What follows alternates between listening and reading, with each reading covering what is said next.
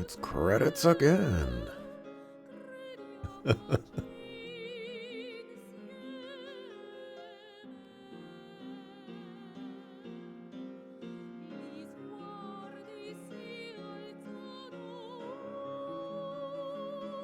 uh, I think I'm probably safe here to talk about the game. I think.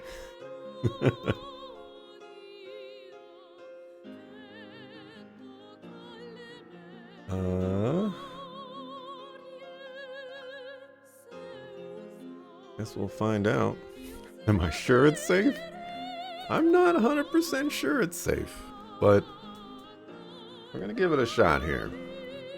Alright. Eternal Sonata has been conquered.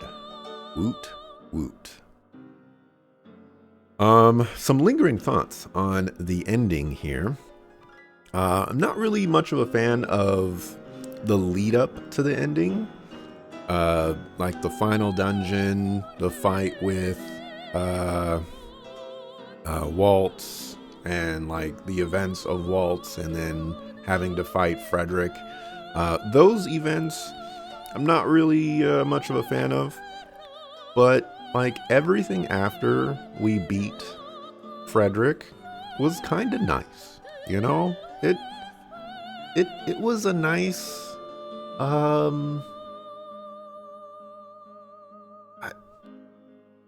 I feel like they went into that ending knowing exactly what they wanted to do, and then they executed that exactly. There's certainly a lot of stuff regarding the ending that probably I have no idea what it's supposed to mean, but I feel fairly confident that it's supposed to mean something. I feel like some of this stuff flew over my head, and I certainly don't understand a great deal of it, but that was a very nice ending. A very at least nicely executed. It certainly is strange, very very strange, but I applaud the ending there. Nice but strange.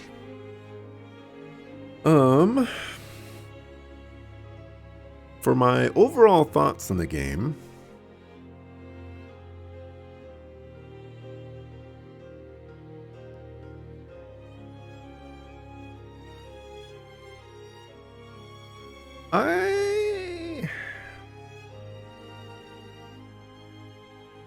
I feel like I didn't really give this game as much consideration as I wish I had.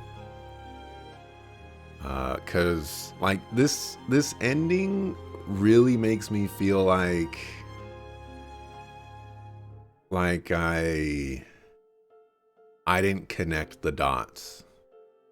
And I just played the game and played at face value. And because I didn't connect the dots, there's some big message and big link that I wasn't able to be a part of, and due to that, the game just didn't end up being as special for me. I ended up running into a lot of narrative problems and a lot of gameplay problems that really weighed things down, and I feel like if I just caught on to that link, that pulled everything together, I think I would have enjoyed this a lot more. But I would definitely say my overall thoughts are that I wasn't a huge fan of what I played.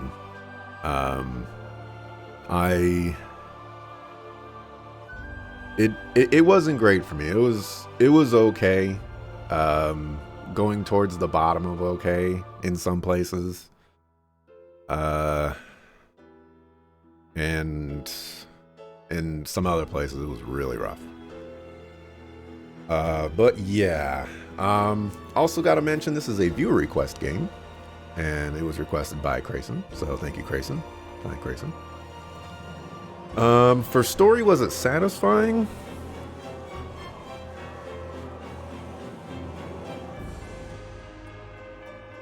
That is the question, isn't it? It had.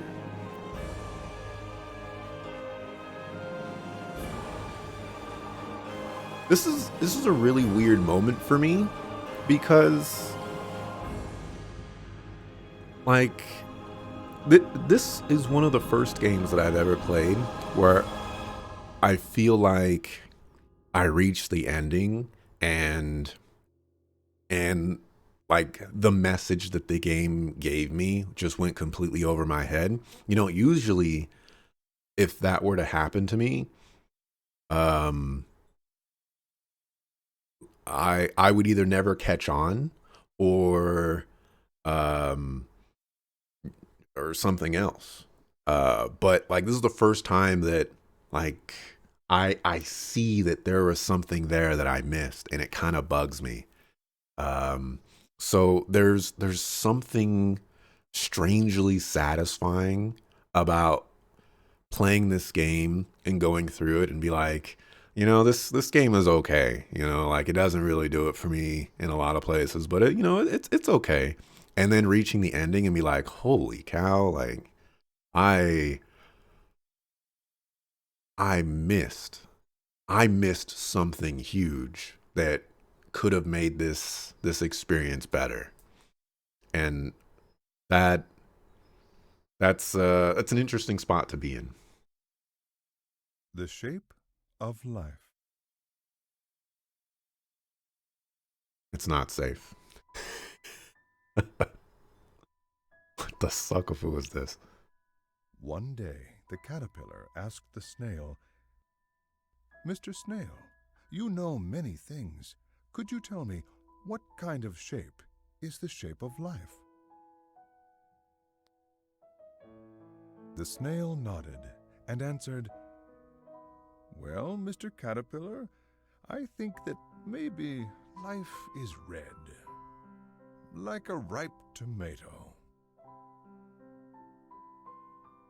The caterpillar laughed happily and said, No, Mr. Snail, I didn't ask about the color of life. I asked you about the shape. The snail nodded and pondered, and then he answered, Well, Mr. Caterpillar, I think that maybe it has a sweet scent, like a pot of honey. The caterpillar let out a disappointed sigh and said, No, Mr. Snail, I didn't ask about the scent of life. I asked you about the shape. The snail nodded and pondered and thought some more, and then he answered, Well, Mr. Caterpillar, I think that maybe it murmurs like a babbling brook. The caterpillar finally broke down in sorrowful tears, shook his head, and said, No, Mr. Snail, I didn't ask about the sound of life. I asked you about the shape.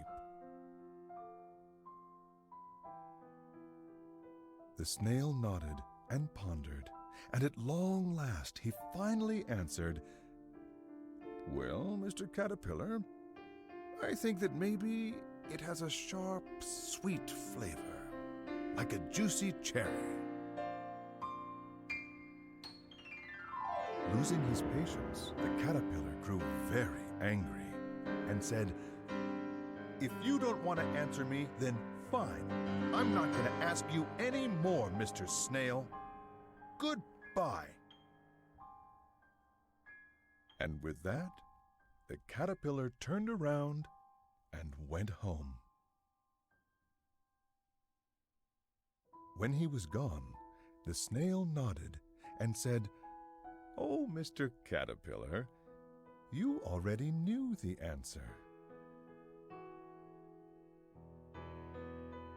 Happiness, disappointment, sorrow, anger. These are the sights, smells, sounds, and tastes. Life can take on many different shapes." Got him. That was nice. I dig it. Thank you for playing. Thank you for making the game. Okay. Going back to story. Did it feel complete?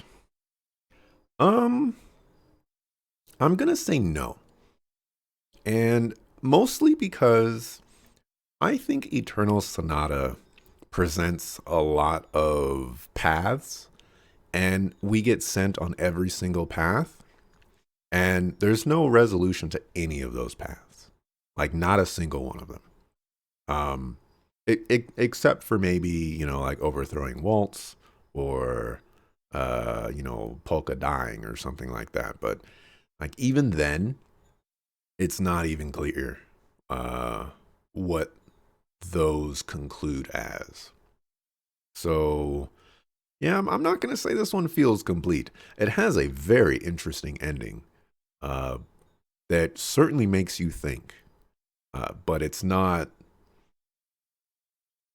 in a lot of ways, the ending doesn't necessarily feel connected to like everything else that's going on in the game, which, is fine. There's nothing wrong with that. How was the pacing? I had some issues with the pacing in this game. There were moments that I'll talk about a little bit later that don't really seem to have anything to do with what's going on. And I really felt that if those moments were removed and replaced with moments that actually furthered a very specific narrative that the game wanted to, or that like the game has presented but not really expanded upon, that would have been much better. Such as Frederick and his dream. Or this whole political battle that's been going on, or a variety of things that just occur in the game and don't really get a whole lot of time spent on them. Thoughts on the story? I wrote this stuff yesterday, I think, or the day before. Most of it, anyways.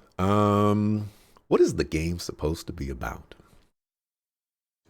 So me having reached the ending and me feeling very adamant that there was this key piece that's missing for me to understand the game doesn't necessarily help me in understanding what the game is about, but perhaps lets me know that the game was about something. But there's definitely a lot of confusion on my part because I don't know why the things in the game happen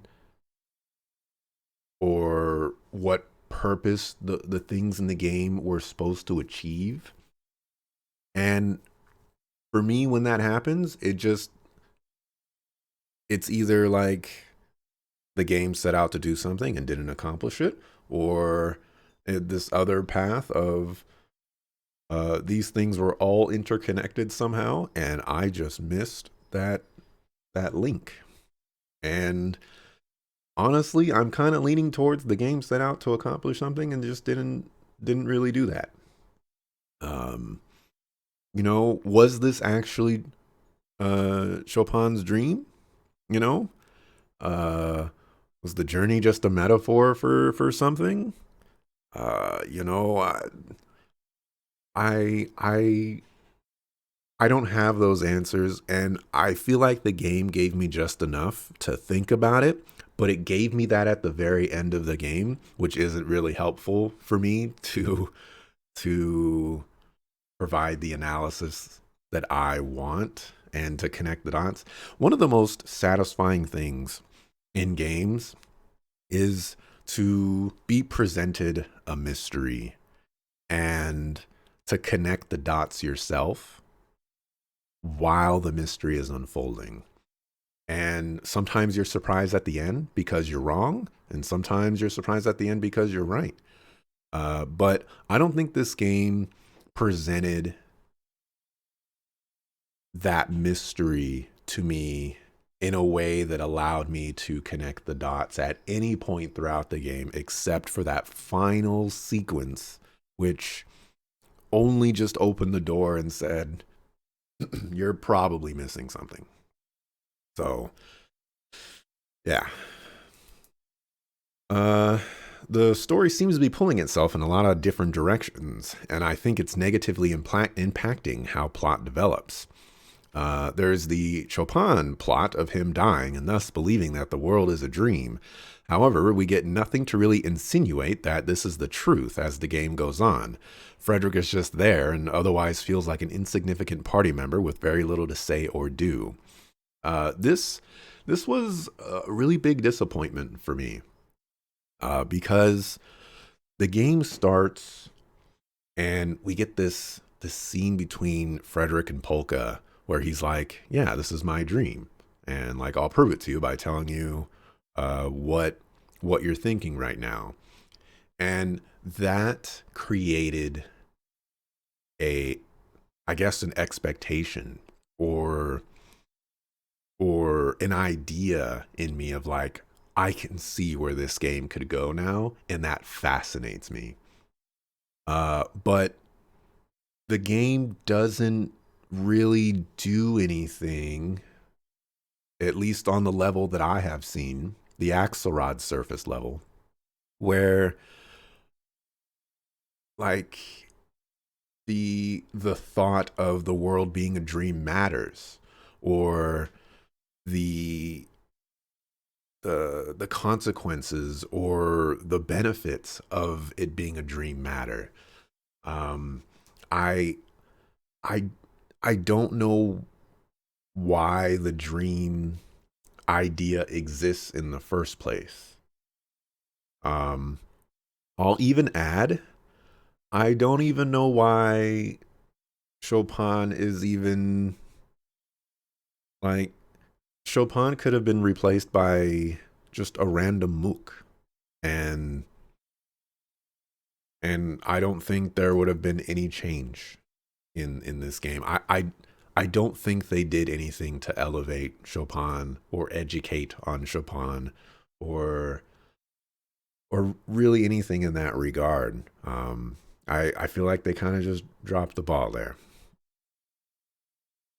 There's the mineral powder plotline that feels like it is the most developed and likely the main story thread. There's lots of backstory and supplemental information to keep it in the forefront while also making it the central focus.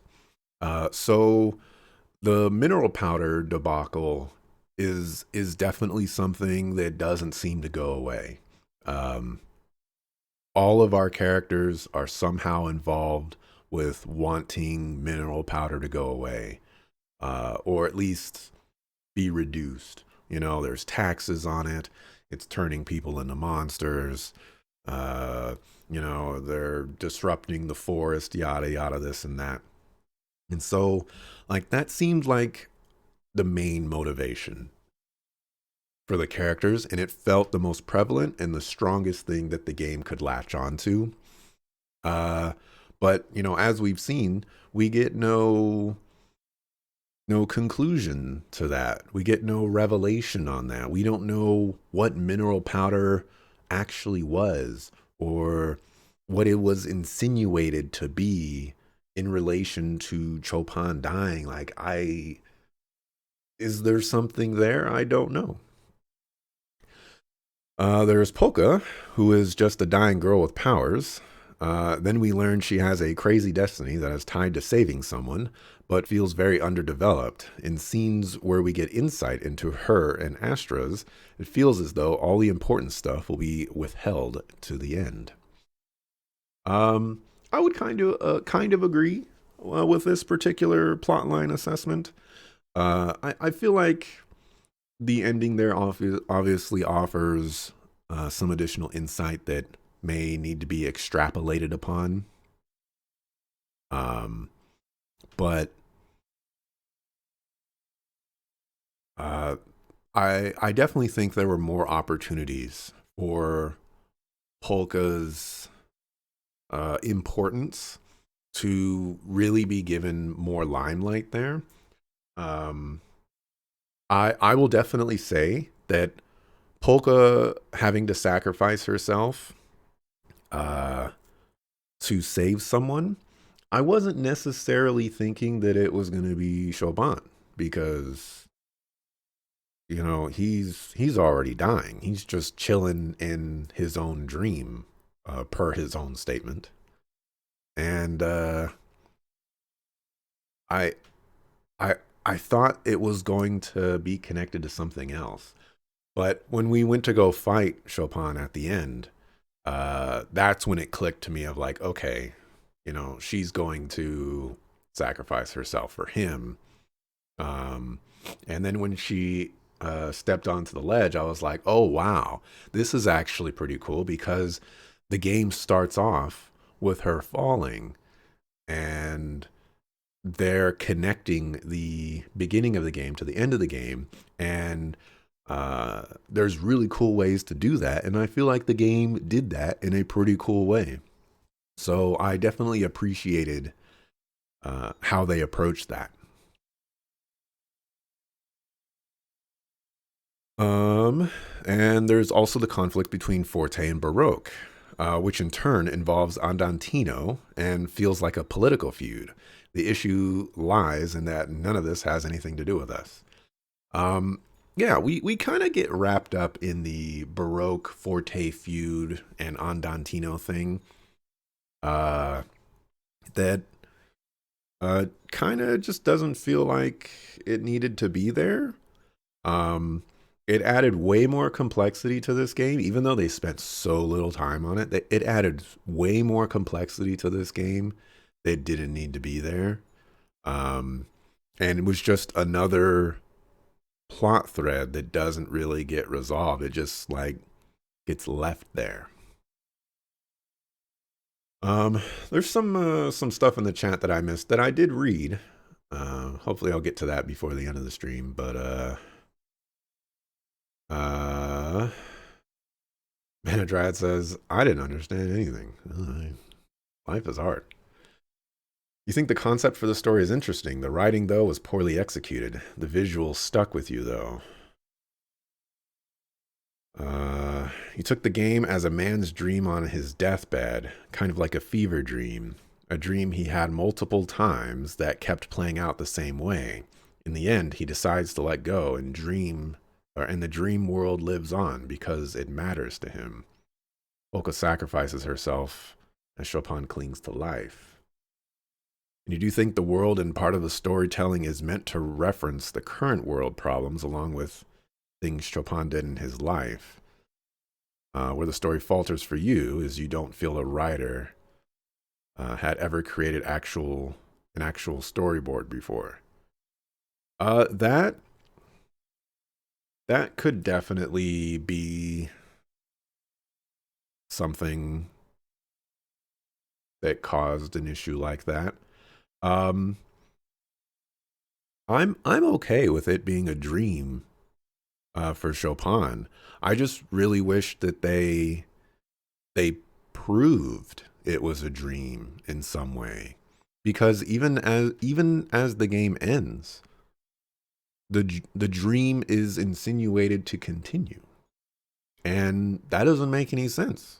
You know, uh, I know we're dealing with a video game here, but um, like I feel like you have to give me something to to keep me on the track. And if you give me nothing, then I I either have to start making stuff up or just use what I think I know. And that doesn't work for me. In continuing with the Andantino comment, why are jazz and falsetto even with the group? Surely their resistance efforts are far more important than wandering around with Polka's group, sometimes engaging in random shenanigans. This definitely felt kind of strange because uh, Polka, like Andantino, could have done so much if they just, you know, left us alone. It was kind of weird that they were sticking around. Let's see. The game seems to have moments where, despite having so much going on, deviates away from our goals and throws in shenanigans. This was the part of the pacing that I was talking about earlier, such as being attacked by pirates. Um, would have been kind of nice to have instead of being attacked by pirates? Learning more about this whole Baroque and waltz thing that's going on. Or maybe just learn more about crescendo. Since, that was right after we all got separated.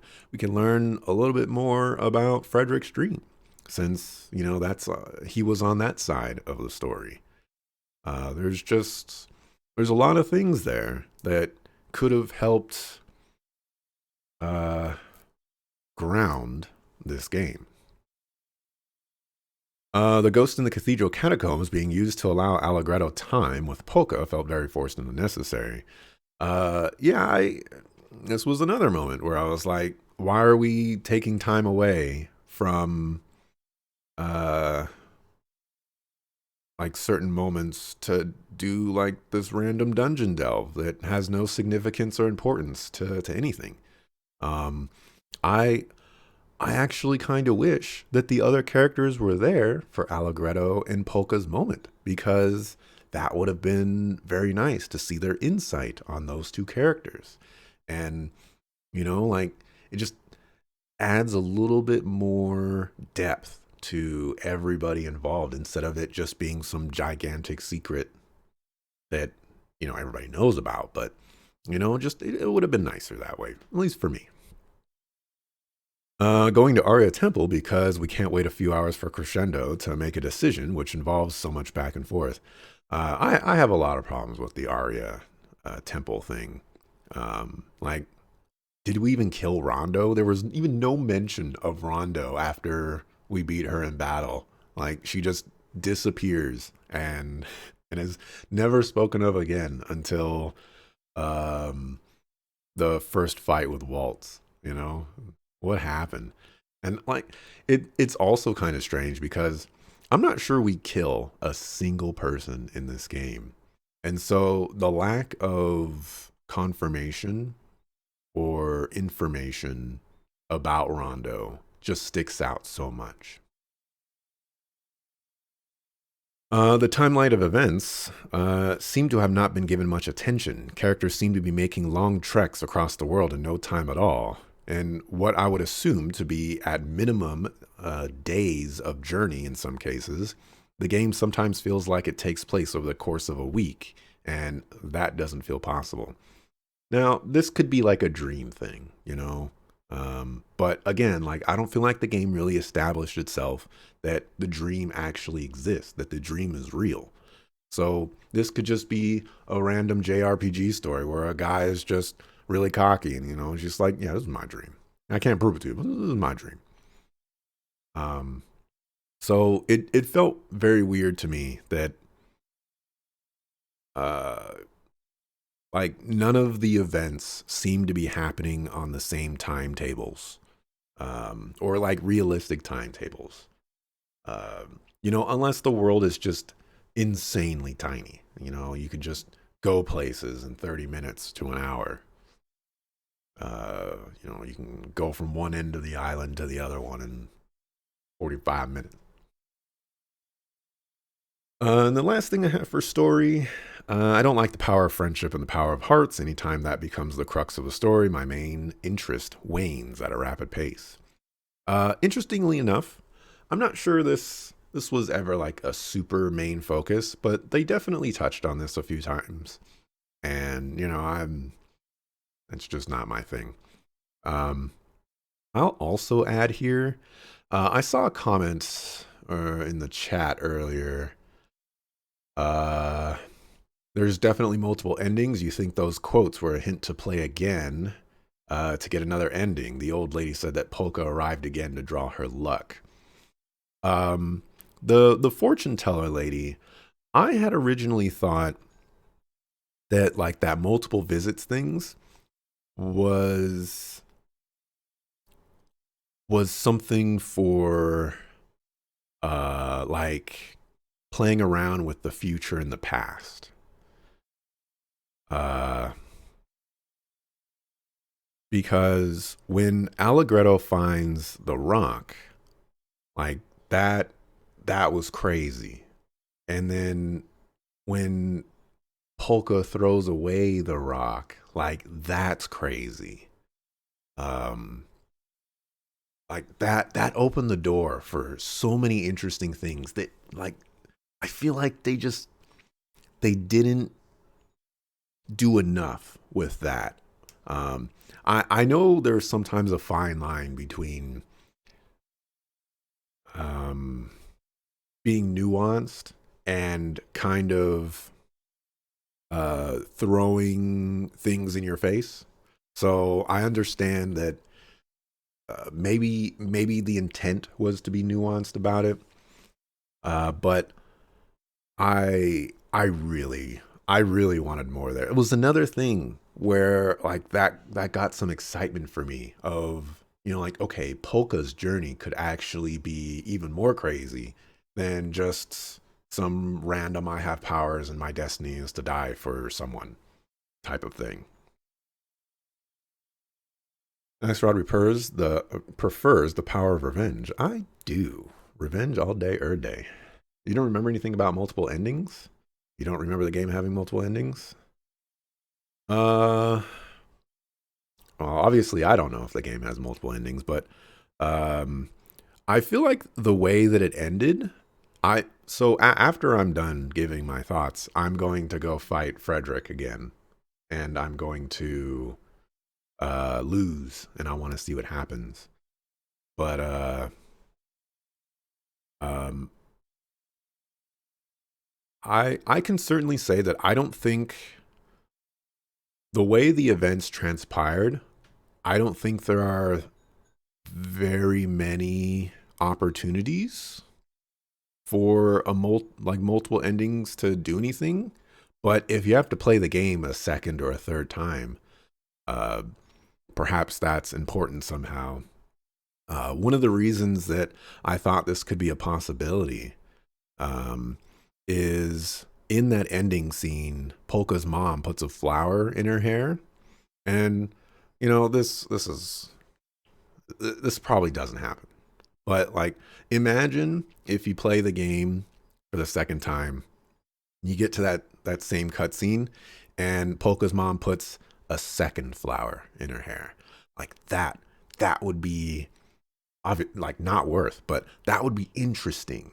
And maybe that changes something. Maybe that does something. Maybe it's just silly. I don't know, but it was something that came to mind, and games don't generally do things like that. They would have to do way more to make playing the game again worth it. But uh, yeah. You think the tree was another reference to that journey they had taken before. So, do, do we know why the fortune was blank then? Because my first thought was, okay, the fortune is empty because Allegretto uh, approached the tree when he wasn't supposed to. But like as the game goes on, I don't feel like that had any relevance whatsoever. uh, the whole fortune telling thing, I think that probably just could have been cut, and the game wouldn't have been worse for it. It the fortune telling aspect added more questions, especially when you have an all knowing character that won't tell you anything. Um, that's kind of frustrating. When we first met that fortune telling character, by the way, I one of the first thoughts that came into my mind was, oh, that's Polka, but like, has actually lived. Um, but I dismissed that idea because Polka has magic powers and she's supposed to die. Storytelling execution could have been better. I agree with that. The old lady said she would have a bad fortune, but instead the fortune was blank. Right, but oh, so something was different this time and the future wasn't set. Okay.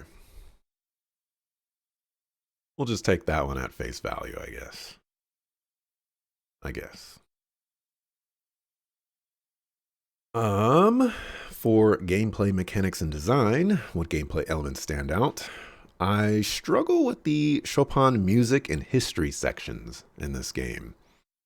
They interrupt scenes in the game, which some of them feel kind of important. Like there's important stuff going down, and then all of a sudden you get thrown out of that scene so that you can learn a little bit about Chopin.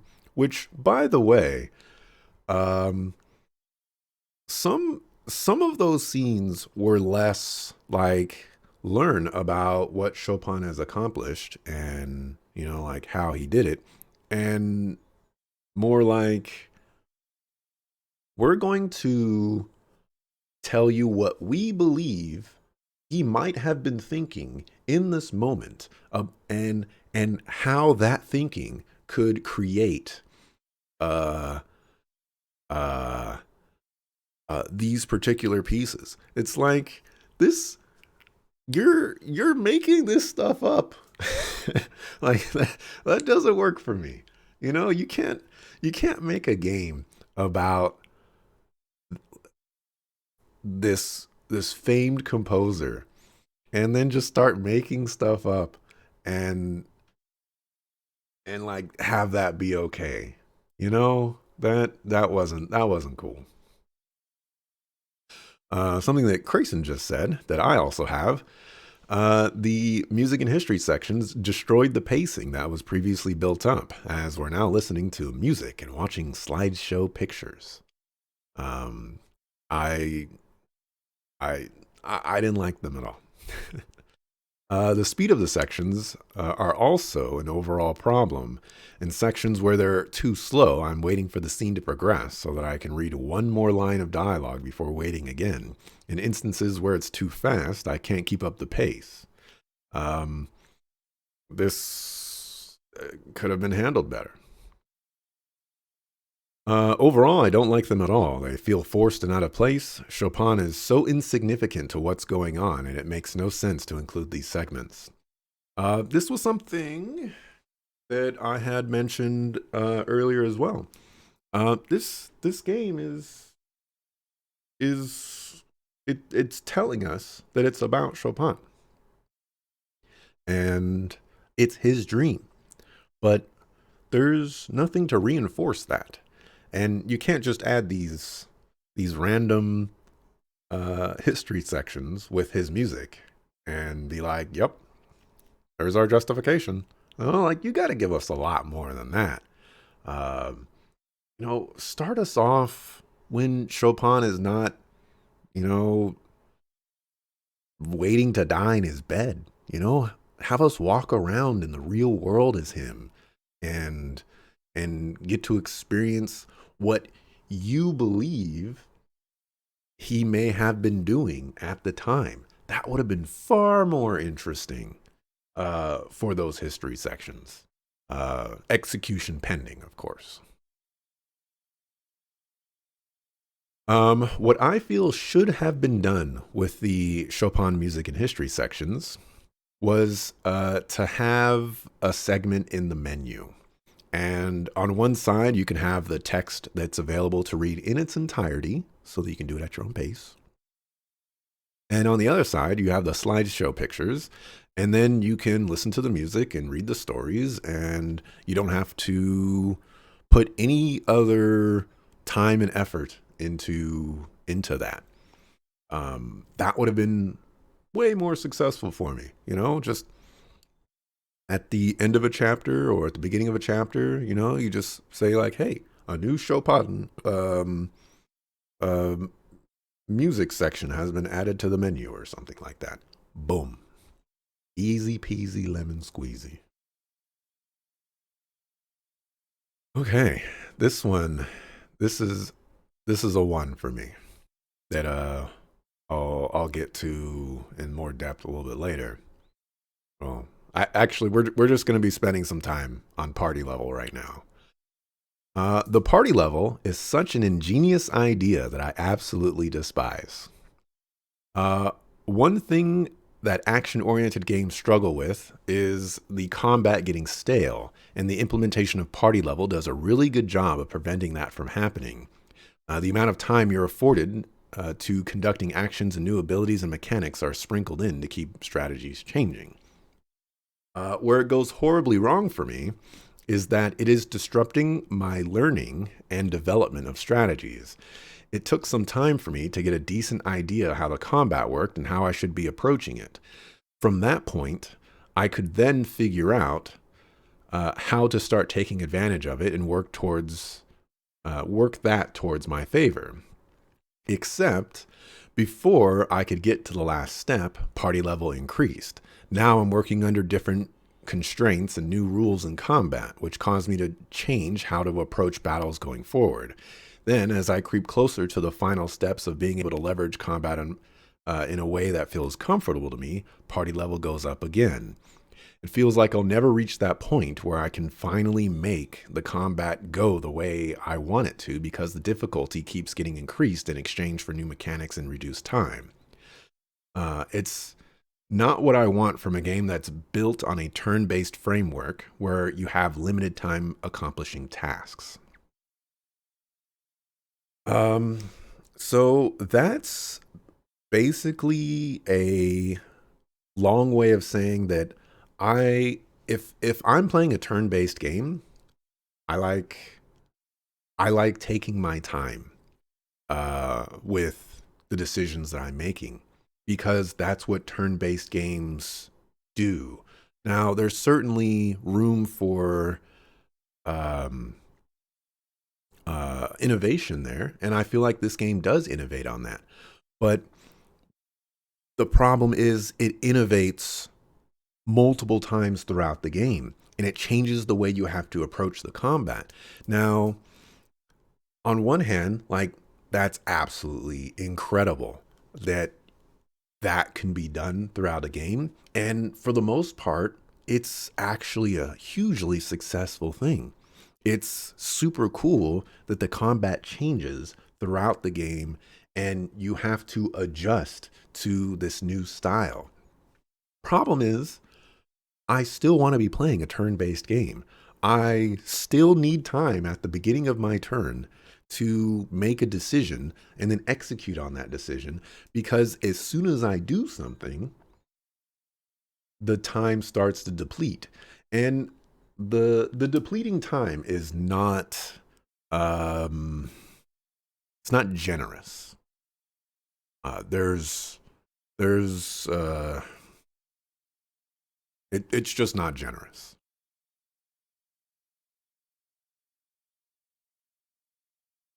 Uh,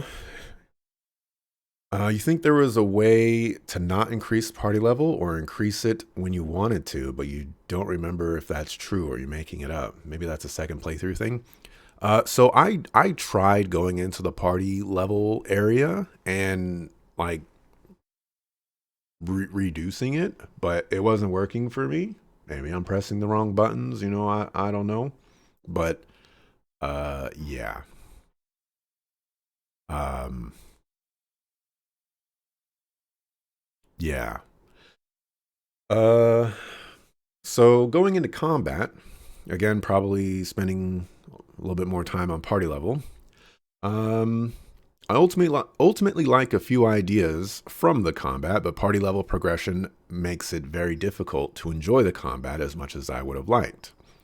I have a really difficult time determining whose turn it is for my team. This is largely due to the fact that there is little time to actually survey the battlefield. Enemy actions need to be watched at all times for guarding and counterattacks and for allies. There's only so much time one has to look around before time is being lost. So uh, this was something that I struggled with a lot. There were multiple times where an enemy would get a turn and like I had no idea that that enemy was going to get that turn, or an ally was uh currently had a turn depleting and I didn't even know uh that that that ally's turn had arrived.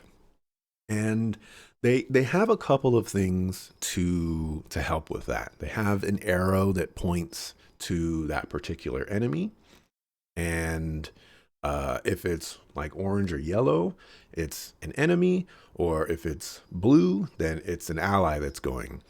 The problem for me is that I need more than that. Like, sure, their name up there is glowing when it's their turn. I'm not looking up there. The top of the screen is like, it may as well just not exist for that portion of how I'm interacting with combat. I'm looking at this small box at the center of my screen that shows the enemy and my character, and the enemy destroying my character because I can't guard for the life of me. Um, and so I just constantly get surprised because I I'm limited in where I can put my attention, and even even if I were to try to expand where my attention goes, I still only have a limited amount of time to make decisions and execute on the information that I'm given. And so what ultimately happens is that I just get continuously punished regardless of what I do. Um, and that was a very very big struggle for me. I'm not necessarily sure that showing a turn order would help, but um if if uh if there were like symbols underneath the character or something like that, like I just needed more. This could entirely be a me thing, and not necessarily a someone else thing, but I had a very difficult time keeping track of whose turn it was going to be. um and camera angles definitely played a part in that as well. um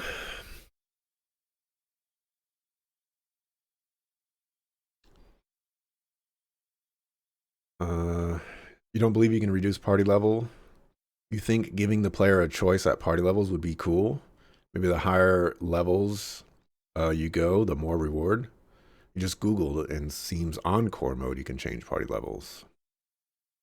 So I also think, but like when I originally saw party level and it increased to 2, I was like, oh, this is really cool. Like the combat can change throughout it. But I thought I could reduce it. And when I tried to reduce it, it didn't work. And I tried it a couple of times as party level went on, because it just kept getting worse for me. It's like I had unlimited tactical time, and then I had 10 seconds of tactical time. Then I had 1 second of tactical time. Then I had no tactical time. And like it, the problem with having no tactical time is, for me, having a lot of struggles with knowing whose turn it was. There's a reaction time that I have to uh, uh, have. And there's basically a tax, a half second to a second tax of, oh, I can do something, let me go do something. And so I just get less time than I should, because tactical time doesn't really exist in the later portions of the game. And that hurts. Uh, I don't like that I have limited tactical time to make decisions. Short of pausing the game, I feel like I have little opportunity to formulate a plan without it being counted against me. Uh, I've touched on this already, but yeah, I had a really hard time with uh, this system because I had no time to really do anything. I like the combo system and how it can empower spells and do more damage. I also like the harmonic mechanic to further boost the versatility of characters. Um, this these two systems were really cool, and I'm glad that they built upon them as the game went on. Um, I I do feel that harmonics, at least for my style of play, weren't really um uh like I feel like it was more beneficial to just go for the 12 or the 16 rather than wait for a 24 and get a second um a second spell. Uh I think they upped it to 3 spells at the end there, but I don't know. I don't know. Like, obviously, I played the game a certain way, and I could have certainly taken advantage of harmonics in a way better way, especially when it comes to healing and things like that. But ultimately, I like the system, and I thought it was cool. Like, I like that versatility. There are some scenarios with Viola where she will just melee the air instead of pulling out her bow, and those are frustrating. So I'm pretty sure this is because she's not facing an enemy uh, enough. But, just compound this on the fact that, I'm having turn order issues and I'm not really able to make the decisions as quickly as I would like. And so my turns are just uh, I have less time to do what I want to do. And then when I'm trying to do the things that I want to do, sometimes characters are just not doing the things that I want them to do. This this just made the experience that much rougher because like I'm already behind, and Viola's one of those characters for me where it's like I can get ahead or I can catch up with this character. And and sometimes I just fell further behind because of her. Took you a long time to get to use the Archer Girl's long range attack, and each party level made it more difficult. By the end, you managed, and she was always your highest DPS. She the final the final fort or the waltz fight, the second waltz fight. Uh, there was a long time there where I was feeling like she was more of a liability than she was actually being helpful. And if I'm being honest, that might have actually just been true. Um, she spent a lot of time just running around and throwing a ghetto heel, and I feel like Polka could have done way better than that, and her heel would have just been significantly stronger. You didn't use the archers because your turn was up before you can get an accurate shot. Yeah, there were many a turns for me where I would line up a shot and it would miss every single one of them. It was rough. You used people that had major combo attacks like falsetto, and she would build the harmonic thing enough with the attacks, then her combo into the next thing. Um, I liked falsetto for basically that exact reason. She can get up to 12 with her attack and 8 with her spell, and I felt that was very useful. She also just did really good damage, and almost all of her attacks had some sort of knockback or knockdown. And she also had a line attack that just did immense amount of damage, like every single time I used it. Um, uh, and it was amazing. Falsetto was absolutely amazing. Let's see. I sort of wish there was a lock on effect so that characters would automatically run towards an enemy and attack it. There were many instances where I had no idea where an enemy was on the map and wasted time looking for them. This was actually a very big issue for me.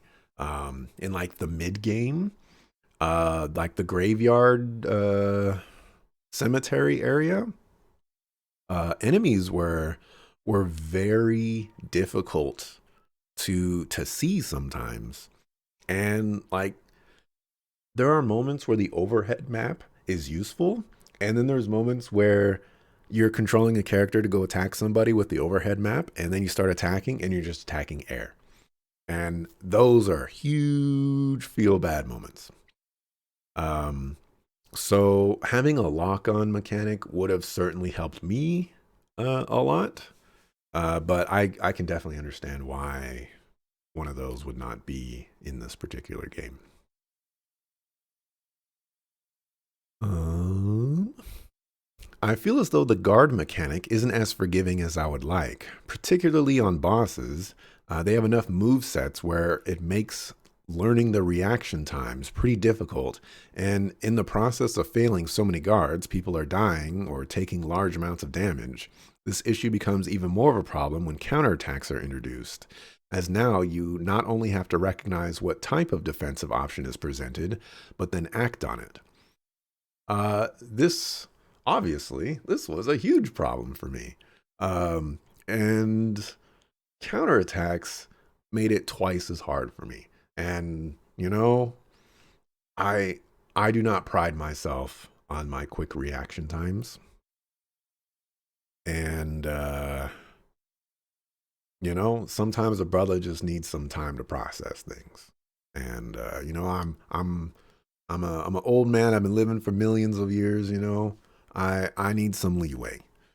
You can't just have a quarter of a second guard times and expect me to react to that. And then if I miss it, I take 8,000 damage. It's crazy.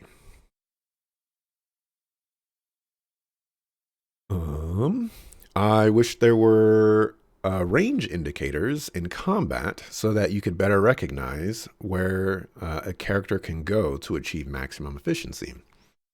So this was something that I thought of for like beat and for polka.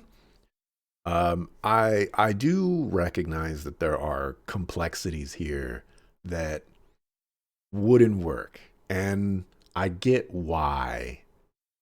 Like just thinking of how I would start drafting ways to show range indicators. I can see how horrible an idea it is, but it's just one of those things where it would be helpful if it could be figured out, because I there is multiple times where like I would have Beat try to attack something and he just doesn't attack something, or characters are uh doing things that I don't want them to, which is going to be like my next point. Um, so like this was just one of the ideas of, I could navigate around this issue if something like this existed. But maybe a lock on effect, and if you're not in range, the the spells that you want to use are like grayed out or something like that. Like, ooh, I don't know. Um, so sort of continuing with that, not being able to choose who you target in combat can be very frustrating.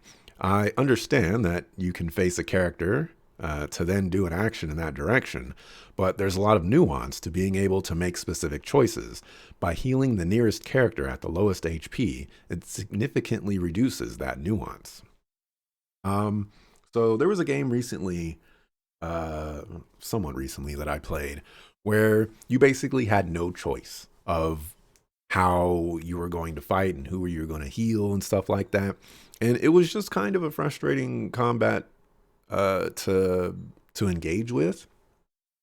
And I felt some of that in this game because in the beginning there were so many moments where I'm like, Polka, I need you to heal this person, and she would like heal herself or heal someone else, and it's just like, I you have one job, and I just need you to heal the person that I want you to heal.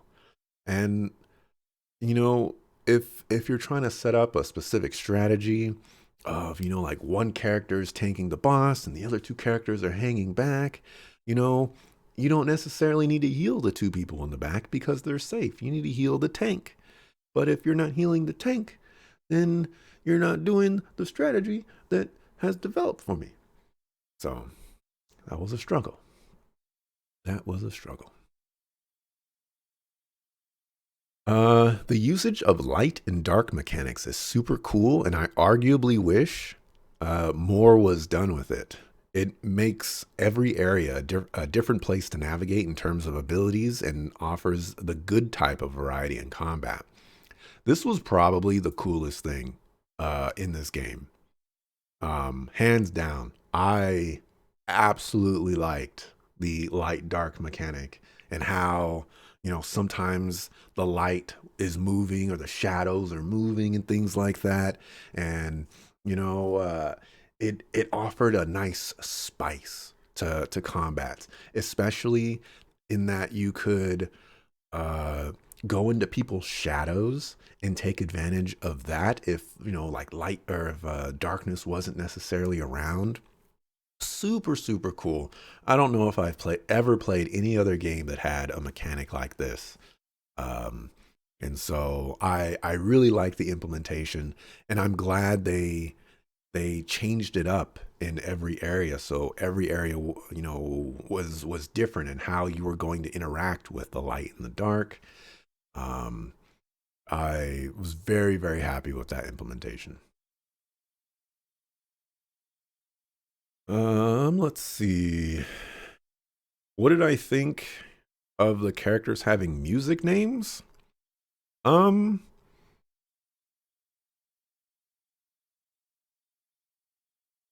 I caught on to that fairly quickly, and I I don't so like I think one of the reasons why I didn't write down thoughts on this is because I don't think it really does anything for me. Um uh all the characters could have had a unique name, and it wouldn't have necessarily changed anything. Like a character's name is largely so insignificant in the hierarchy of things that I would care about that I typically don't put much thought into it. Now, if the name is really silly or if the name is really cool, we can readjust from there. But for the most part, the musical aspects of this game and how they interspersed it into the game, it's a neat idea that I ultimately just have no like opinion of, like it's cool to to have that kind of theme going, but I guess I don't really have any opinions on it. For dungeons, um, I thought the dungeons in the game were pretty solid. The final dungeon, in hindsight, was very final dungeony in the sense of it has a it was like the longest dungeon in the game basically. So there's that. But like once I understood what was going on, the navigating of the dungeon was fine. For the most part, navigating all the dungeons were fine. The pirate ship was probably the one where I struggled the most, and that's just because I missed the key. But once I found the key, it was fine. Just took a little bit. For cardinal sins, removing a key party member without sufficient replacement. A bunch of party members just, they go do their own things. They do whatever they want, and sometimes we're just stuck with everyone else, and sometimes that's not okay. Forcing the player to use certain party members. Uh, there's many instances where characters will just force their way into the party, like the Rondo fight in Arya Tower, where the first time I fought her, Falsetto kicks out Viola, aka my highest damage dealer, aka my healer, and that was bad. So, yeah, don't do that. No value indicator or tell to determine enemy HP. So characters do slump over when they're at like low HP. Maybe like 10% or 5% or something like that. Um, as I go on in life, I'm not really down with this being satisfactory. Give me a health bar. Give me something. I like seeing HP. I think it informs decisions in good ways and offers um, more to the nuance of combat and gameplay than hiding it does. And backup party earns less experience. Yeah. I What did we determine? It was like 50% or something like that. I don't remember the exact number, but I tested it out earlier. Pretty sure. For miscellaneous sound and music, the soundtrack has a lot of moments that are reminiscent of Tales of games, and I think that's a negative for the game like this. I was hoping for more classical vibes to help drive the Chopin bit home. So there's definitely a there's definitely their fair share of classical like tracks and things like that. And I think those are a lot of the highlights of this particular soundtrack. The other bombastic orchestral ones don't necessarily do it for me. I listened to the soundtrack before playing this game a while back, and I basically had the same thoughts about it. Of it, like it sounds like a Tales of game, and that's not really the direction I thought it would go. And there's definitely tracks on here where like the first 10 seconds are absolute bangers, and then it just kind of like falls off a cliff from there. So there's that. Probably sounds like Tales of because it's the same guy. It is Motoi Sakuraba. I did see that. Um, I I don't know. I Every time I play a game with him as the composer, I think to myself, okay, we're gonna get We're gonna get something more unique towards this game. Like Tales of games have their music sound, so he's gonna give us something different for this game, and I kind of get disappointed every single time. Uh, it just sounds like Tales of music all the time, and I know I'm stuck in the past, but I just want music like Golden Sun again. Something unique to that particular game that just sounds amazing. But I guess we're not gonna get that.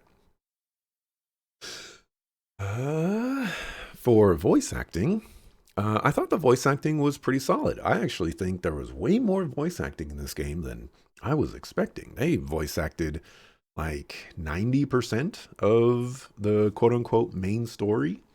And a lot of the parts that they didn't voice act were like those silly offshoot moments where, we're doing things on a pirate ship or going through Arya Tower and stuff like that. Um, so yeah, I thought the voice acting was pretty solid. A lot of notable people. There were so many people that I was recognizing their voices of, and I was like trying to figure it out as the game was going on, and then I was like, oh, it's this person. Then I go look up that person, and it was that person. I felt pretty good about that. Real good about that. For the graphics, I thought the game looked great. I think it was Kylo11 in chat yesterday or maybe the day before, where he's like, he said that he really liked how colorful the game was, and this is something that I'm attracted to in games is uh, vibrant color palettes. I think we're in an era right now where um, vibrant color palettes are not necessarily the the most common thing, and I like seeing all the colors. I like seeing um, how those colors interact with the various characters. Like it it felt like just a nice world to look at, and even like the character animations and the textures and things like that. Like he just did a really good job, and I really liked it. World is vibrant and magical. It's your favorite part of the game. Too much focus on realism, which is great when it's not just dirt and trees. Most of today's games, you mean? Yeah.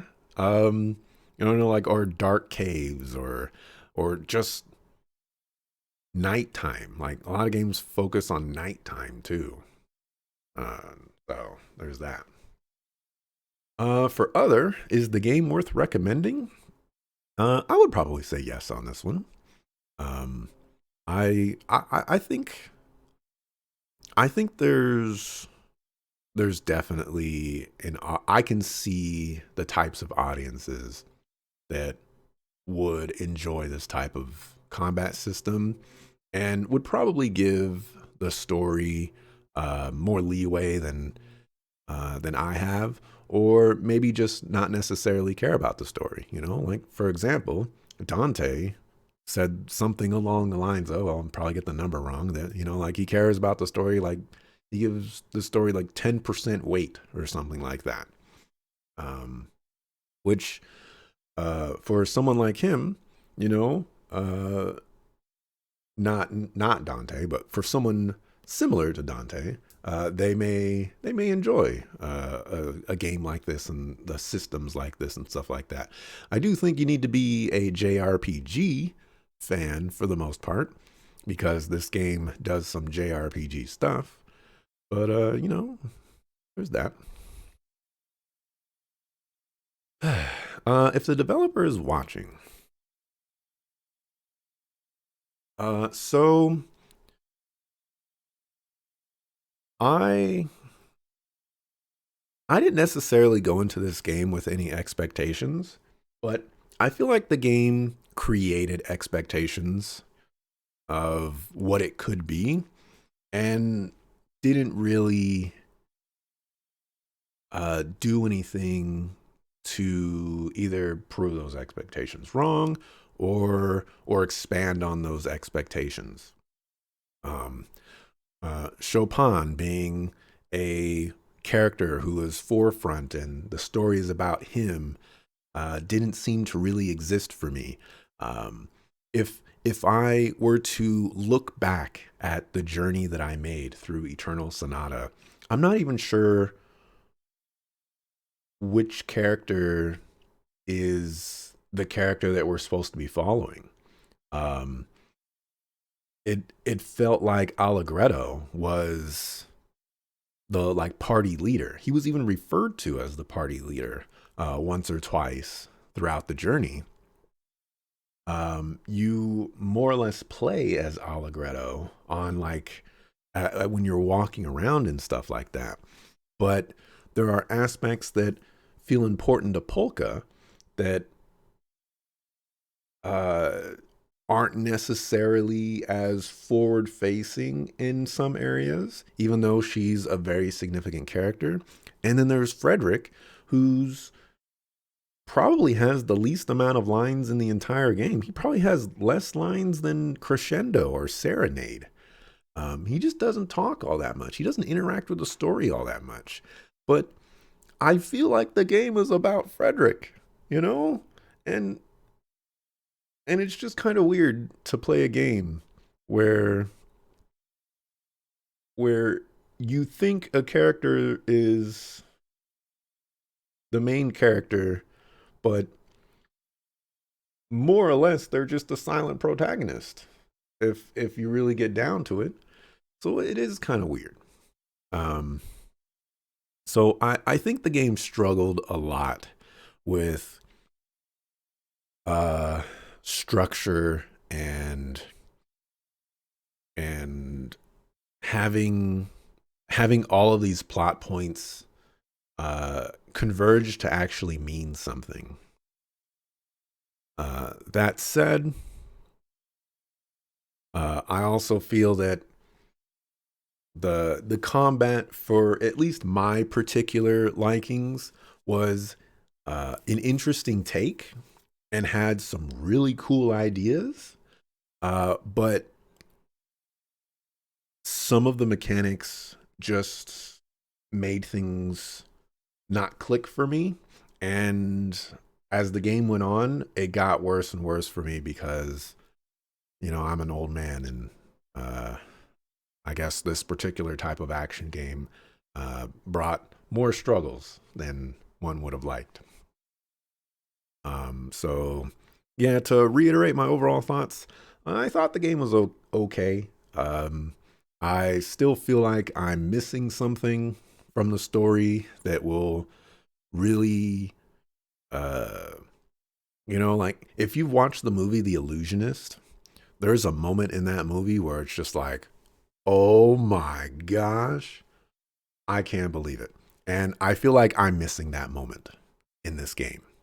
And I'm sure when I come back to rewatch this in, future me, in, 6, 7 years from now, 2030, when you watch this, hopefully you catch on to whatever I missed and, you can tell me all about it.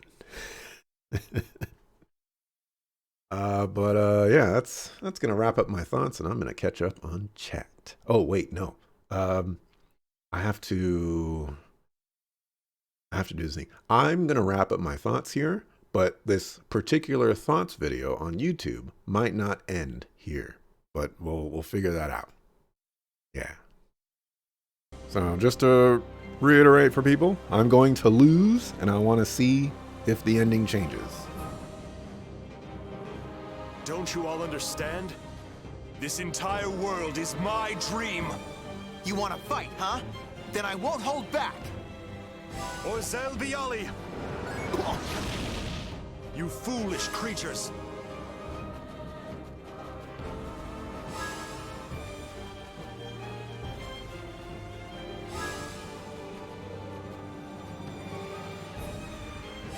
Orzel Bialy! Nimbus Stratos!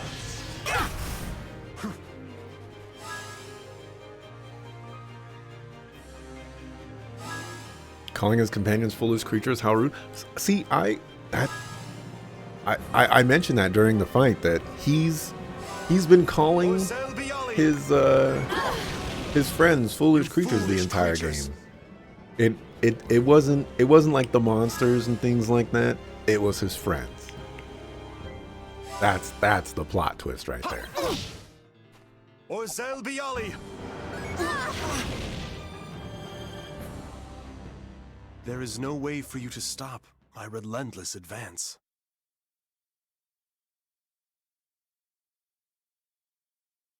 This is already playing out differently than I thought it would.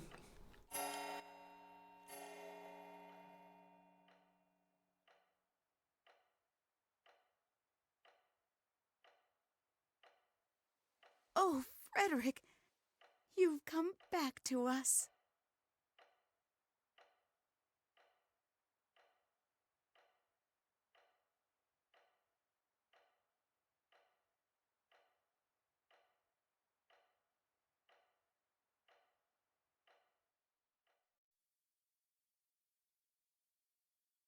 Dream vanished like smoke. I was left cold and alone. Is it ever possible to change fate?